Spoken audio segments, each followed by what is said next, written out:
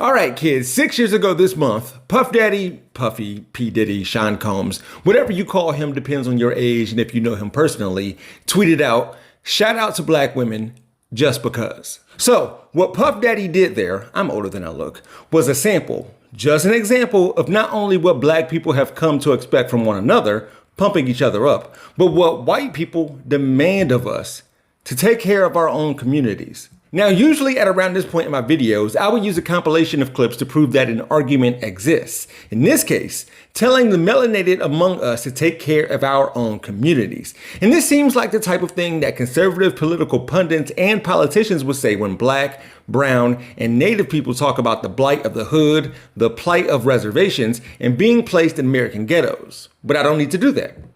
We know it happens. However, before I continue, I would be remiss if I didn't show you how white people responded to Puff's tweet, even though I'm sure you know what it is. "I'm a white woman. What's up, Diddy? I guess we're not important." She might be on the younger side. "I'm a white girl, but I also love shout outs. Lol." And if someone posted a shout out to all the white women, people would be in outrage. Racism seems to only ever be considered if it's against anyone but white people. Good job on that one. So you don't got love for Latinas like the homie J-Lo? Today we're going to talk about taking care of our own communities, black people pumping each other up, and supporting one another. Because I've been noticing this one specific way that a number of black folk want to do that. There is no group of black people in America, although we are only 40 million strong, gross more cash than any independent black nation on the face of the earth. The problem is we use all of our residual and disposable income to have fun. Right now, do you know we brought in $1.3 trillion last year as a people? Out of 226 nations on the earth, that makes black people in America the 8th richest nation. Now I need y'all to understand, break it down. We do not have a finance problem. We have a mindset issue, okay?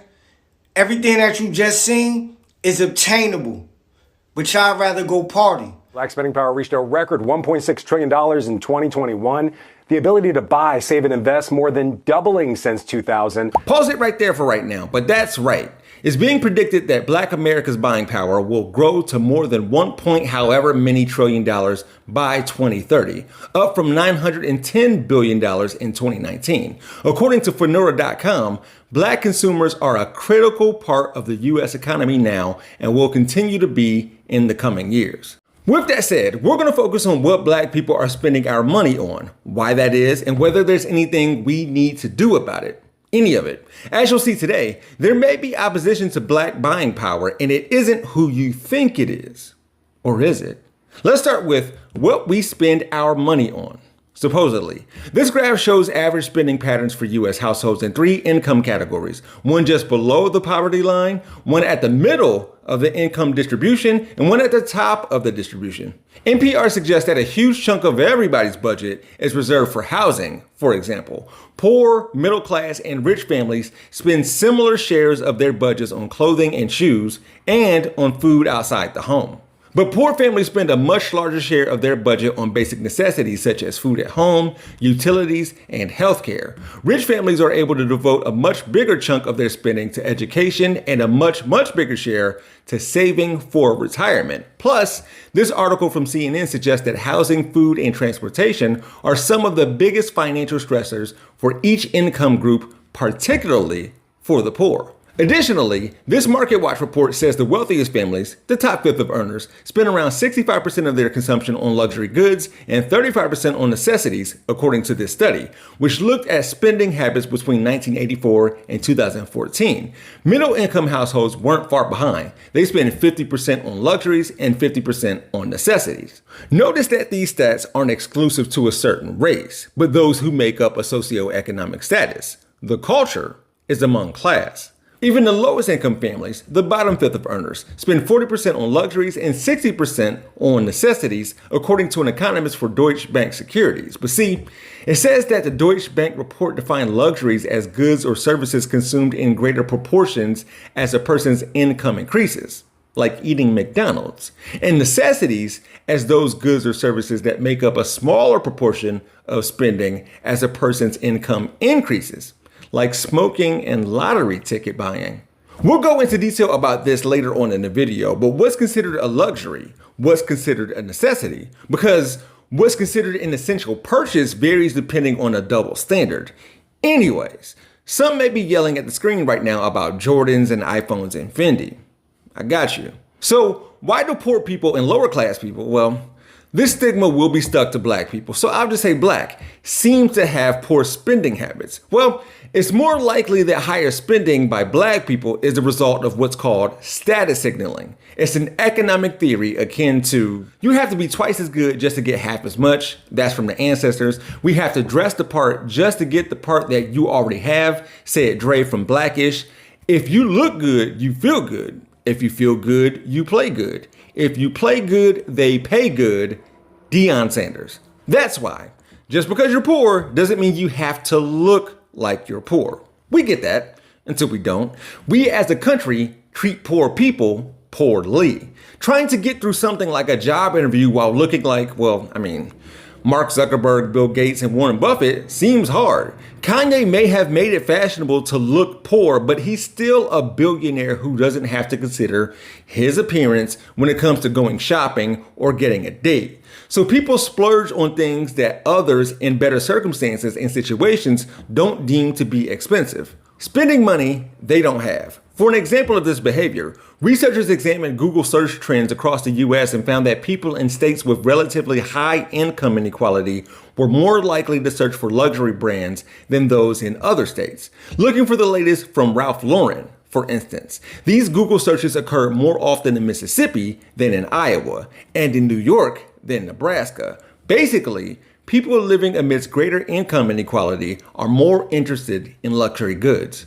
Side note that I found interesting. The 10 states with the greatest black buying power growth since 2000 are North Dakota, South Dakota, Idaho, Wyoming, Vermont, Arizona, Montana, Maine, Utah, and New Hampshire. All have, purportedly, flourishing African American consumer markets, but none is among the nation's top 10 largest black consumer markets, for what that's worth. Cities with more segregation and those with large black populations tend to show weaker upward mobility patterns. Being poor and black is generally not the same as being poor and white. Being poor in Cleveland is not the same as being poor in Charlotte. Again, $1.7 trillion is about the gross domestic product of Mexico, just to put black spending power into perspective. Most of the enhanced spending power will be concentrated in predominantly black cities, including Atlanta, Detroit, Houston, Philadelphia, and Washington, D.C., according to McKinsey researchers. We could talk all day about social determinants of health and how merely being born in a certain zip code decreases your chances of escaping poverty even into adulthood. Going from working class to middle class is difficult in and of itself, let alone becoming rich or wealthy from being poor.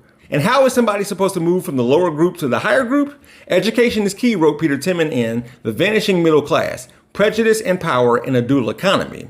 Although he points out that this would mean plotting, starting in early childhood, a successful path to and through college, that's a 16-year or longer plan that, as Timmon is being real about, can easily be shut down. Almost 20 years of nearly nothing going wrong. The Atlantic notes that for minorities especially, this means contending with the racially fraught trends Timmon also identifies in his book, such as mass incarceration and institutional disinvestment in students, for example. Many cities, which has a disproportionate percentage of the black and increasingly Latino population, lack adequate funding for schools, and decrepit infrastructure and lackluster public transit can make it difficult for residents to get out of their communities to places with better educational or work opportunities. Timmon argues that these impediments exist by design. We can certainly argue everything I've said up until this point if you want, although what needs to be addressed is telling a bunch of poor people that the matter of economic success comes down to buying from black businesses, saving money, investing, and buying a house, etc.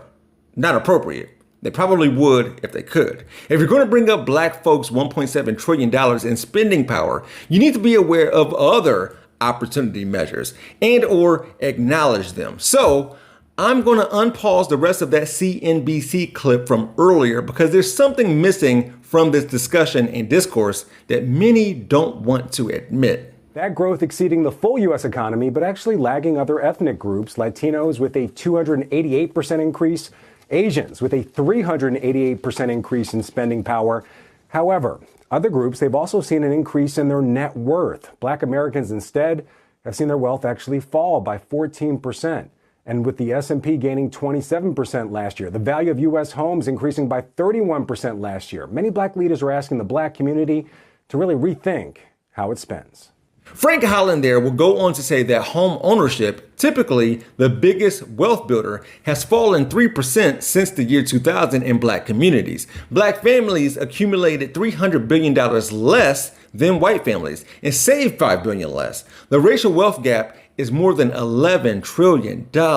According to the Washington Post, white families have the highest level of median and mean family wealth, just over $188,000 and $983,000 plus, respectively. Black families' median and mean wealth is less than 15% that of white families at $24,100 and $142,500. Looking at expenditures, black households spent an average of $639 on footwear in 2019, compared with $419 for all households, according to the Labor Department's 2019 Consumer Expenditure Survey. When it came to women's and girls' clothing, black households spent $784, compared with a national average of $704. Quote, "It's a common misconception. Black people would be wealthier if they just didn't spend so much on clothes, sneakers, and cars. Like so many other misrepresentations when it comes to black people and how they spend and save, stereotypes supplant substantive analysis." Okay, black Americans spend more money on consumer items like cooking oil, gum, beauty aids, and women's fragrances, according to 2018 data from Nielsen. Experts said today's massive wealth gap between black and white Americans has less to do with what black people have spent their money on and more to do with the ways the federal government has allowed wealth to be siphoned from black neighborhoods. Will black people ever be able to be self-sufficient or independent? This question is obviously racist, but I will answer it as if it was asked in good faith. First of all, before emancipation, black people created the necessary infrastructure for their independence and self-sufficiency. In the year 1738, the first free black town was established in Mose, Florida, which means that there was a free black town before there was a United States of America. The first black-owned media company, a newspaper, was established in 1827. All of this was before emancipation. Black towns and neighborhoods saved and circulated millions of dollars within their communities, like the Greenwood District in Tulsa, Oklahoma, North Nashville in Tennessee, Sweet Auburn in Atlanta, and countless others. There is a list way too long to fit into this video. And do you know what happened to those thriving, independent, self-sufficient communities? They were attacked by white folks. They were bombed. They were raided. They were terrorized. They were demolished. These independent, self-sufficient black communities were fine and had existed for a very long time. The real question is, will whiteness ever be able to be self-sufficient and independent without black oppression? This was the response when black people would shout out black lives, livelihood, businesses, investments, and commerce in their own communities, just because. Look, black people did it before and we can do it again. Thriving neighborhoods and small towns. I'm not saying that in this day and age. Am I saying that Diddyville, USA will be destroyed, firebombed, and drowned underwater by angry white mobs? Nah, but the same powers that murdered black people en masse and lynched others are actively keeping black people from gaining access to education, voting, housing, banking, loans, and what have you. I am saying that when white America and the suburbs were being built by policies, the New Deal, and killing the competition, the Red Summer of 1919, it created the ability for European peasants to pass down wealth from generation to generation in the form of inheritance and gifts. Mostly houses, which were in turn handouts from the government and weren't provided for African immigrants. None of this is new, and black prosperity has been debated since before Booker T. Washington's and W.E.B. Du Bois's rivalry. The most famous verses of all time. History.com said in perhaps his most famous speech given on September 18, 1895, Washington told a majority white audience in Atlanta that the way forward for African Americans was self-improvement through an attempt to dignify and glorify common labor. He felt it was better to remain separate from whites than to attempt desegregation as long as whites granted their black countrymen and women access to economic progress, education, and justice, under U.S. courts. Quote, the wisest of my race understand that the agitation of questions of social equality is the extremist folly, and that progress is the enjoyment of all the privileges that will come to us must be the result of severe and constant struggle rather than artificial forcing. The opportunity to earn $1 in a factory just now is worth infinitely more than to spend $1 in an opera house. W.E.B. Du Bois said, nah. Washington's strategy makes white people nod their heads. Du Bois advocated political action and the civil rights agenda per PBS. So, Booker T. Washington and W.E.D. Du Bois' accomplishments are too many to name in this video, and both did so much for black people, blackness. So, Booker T. Washington and W.E.B. Du Bois' accomplishments are too many to name in this video, and both did so much for black people, blackness, economic security and independence, education and institutions of higher learning, civil rights and activism. Both men were more than their public arguments. Perhaps Booker T. Washington did things for and about discrimination and activism behind the scenes. And even though I tend to agree with Du Bois, the talented 10th take was something. Quote, the Negro race, like all races, is going to be saved by its exceptional men. The problem of education, then, among Negroes, must first of all deal with the talented 10th. It is the problem of developing the best of this race that they may guide the mass away from the contamination and death of the worst. Black social and economic progress, class and racial injustice, why there are haves and have-nots in the black community, what's owed to who. Look, we can bear personal responsibility and account for others. We can seek to gain financial freedom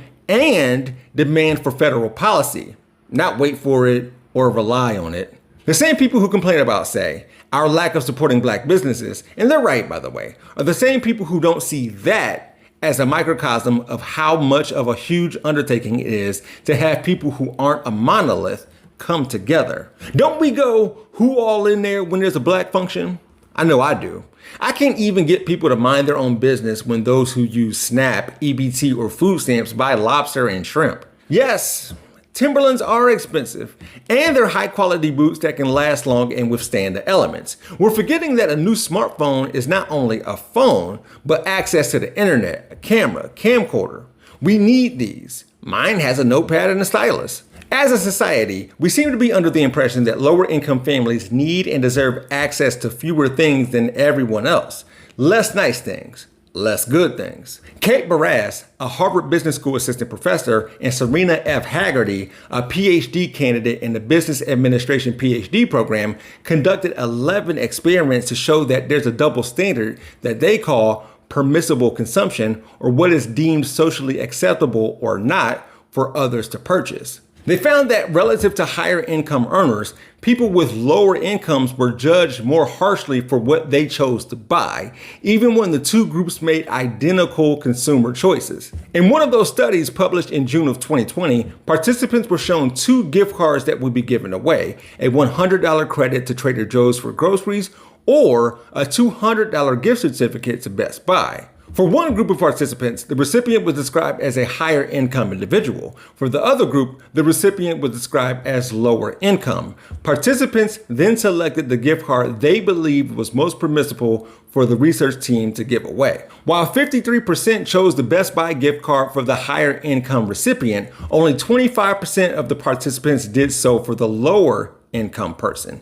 Doesn't seem like those who participated in the study even noticed that they pretty much gave more money to the higher income person, an average of $152 compared to only $125 for the lower income person. So yeah, double standards. I'll leave with this. If people judge lower income individuals more harshly for buying things they don't need, but the definition of need changes, narrowing and becoming more restrictive for precisely those individuals, a bleak predicament arises. Not only do lower income individuals face harsher interpersonal judgment for deviating from necessary purchases, but there are fewer items that fit within the permissible categorization of necessary in the first place. Less money, more problems. We're gonna be all right. Take that, take that, take that.